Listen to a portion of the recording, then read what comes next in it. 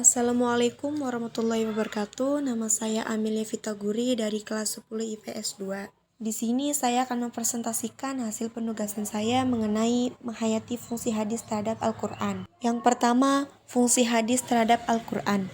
Al-Quran dan hadis Rasulullah adalah dasar dari pengetahuan Islam.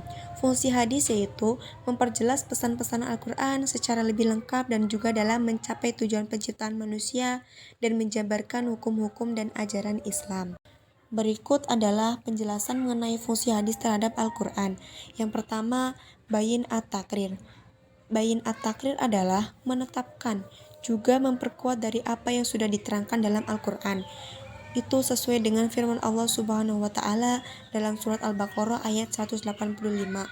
Yang kedua, bayin at-tafsir. Fungsinya memberikan tafsiran terhadap isi Al-Quran yang masih bersifat umum, serta memberikan batasan-batasan ayat yang bersifat mutlak. Yang ketiga, bayin at-tashri'.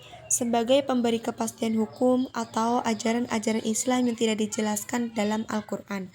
Secara eksplisit, berfungsi untuk menunjukkan suatu kepastian hukum dengan berbagai persoalan yang ada namun tidak dijelaskan Al-Quran.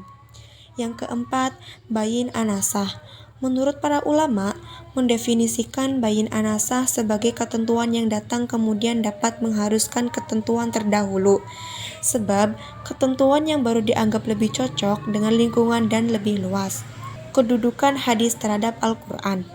Hadis mempunyai kedudukan sebagai sumber hukum Islam yang kedua setelah Al-Quran.